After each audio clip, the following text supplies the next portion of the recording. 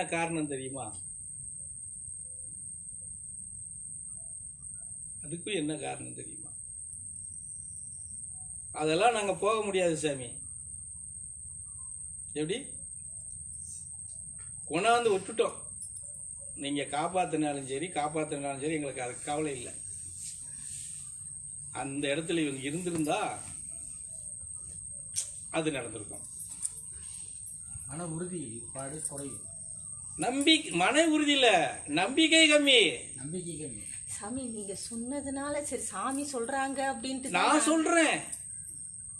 நான் 1000 சொல்லுவேன். அப்ப நீங்க சொன்னாலும் அதுக்கு நாங்க மறுச்சு நின்னு பேசணும். நீ ஆமா, உங்களை விட அங்க என்ன இருக்குன்னு நீ நின்றுந்தீன்னா நீ உண்மையான நம்பிக்கையான சித்தாந்தத்துக்குள்ள இருக்குன்னு சொல்லலாம்.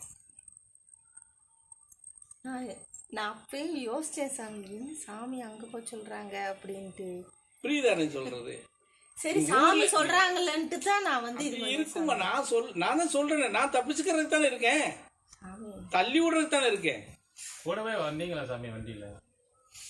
என்ன வம்பா இருக்கு? அதுக்கு அனுப்பிச்சு வச்சுட்டு கூட வராம அதுதான் சொல்லிட்டாங்க. சப்போர்ட் பண்றேன். அதான் சப்போர்ட்னு சொல்லிட்டேன்ல. பிறகு என்ன இருக்கு?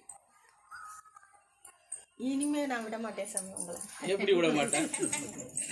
இப்படி சொல்லிட்டீங்கல்ல, இனி என்னனாலும் சரி அப்படின்னு தான் வந்து நிற்பேன். இல்ல அதுதாம்மா உண்மை. அதான் சாமி நான் சொல்றேனே. அந்த ஒரு நான் முத களம்பூர்ல போய் உட்கார்றேன். அது ஒரு தடவை நடத்திருப்போம்னு நினைக்கிறேன். என்னைய பக்கத்திலேயே வச்சிருந்துட்டு நீ வடக்க போட நினைச்சிட்டாலும் திருவண்ணாமலை பக்கம் தாண்டி களம்பூர்ல போய் உட்கார்றேன்.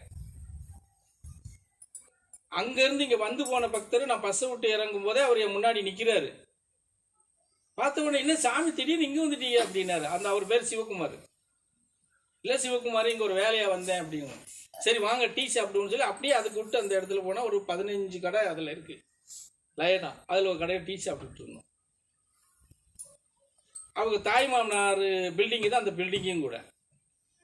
அப்போ டீ குடிச்சிட்டு என்ன சாமினாரு, இல்லை நான் இந்த மாதிரி ஒரு வேலைக்காக வந்திருக்கேன், இங்கே கொஞ்ச நாள் தங்கணும் அப்படின்னோடனே, அதுக்கு என்ன சாமி மாமா வீட்லேயே மேலே மாடியில் அந்த 2வது ரூம் இருக்குது அப்படின்னு சொல்லி அவர் அந்த நேரம் கீழே வந்துட்டார். அவர் பேர் பச்சையப்பன். பேசின உடனே அதுக்கு என்ன வா மேலே போகணும்னு சொல்லி ஒரு 20க்கு 20 ஒரு ரூம்பு, ஒரே ரூம்பு, இதை நீங்கள் இருந்துக்கோங்க சாமி அப்படின்னு வச்சுக்கிட்டார். அவர் குடும்பமும் அதே மேல் இதில் கடைசி இதில் இருக்கிறாங்க.